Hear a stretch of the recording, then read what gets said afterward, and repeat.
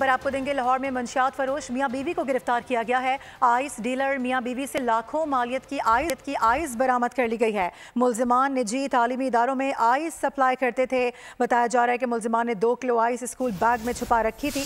और आपको ये बता दें कि मुलजिमान हमजा और फिजा के खिलाफ मुकदमा दर्ज कर लिया गया है। SSP मॉडल टाउन की जानिब से बताया गया है। आपको बता रहे हैं कि लाहौर में मंशियात फरोश मियां बीवी गिरफ्तार किए गए हैं। आइस डीलर मियां बीवी बताए जा रहे हैं जो लाखों मालियत की आइस बरामद कर रहे थे। आपको ये बता दें कि मुलजिमान निजी तालीमी इदारों में आइस सप्लाई करते थे। इनके हवाले से ये बात भी सामने आई है। पुलिस बता रही है कि मुलजिमान ने 2 किलो आइस स्कूल बैग में छुपा रखी थी, जो कि सामने आ गई है। लाहौर में मंशियात फरोश मियां बीवी को गिरफ्तार किया गया है। आइस डीलर मियां बीवी से लाखों मालियत की आइस बरामद कर ली गई है।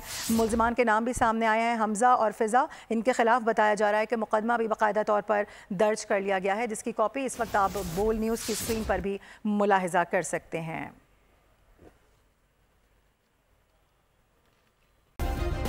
सब्सक्राइब करें और बेल दबाएं ताकि कोई खबर रह न जाए।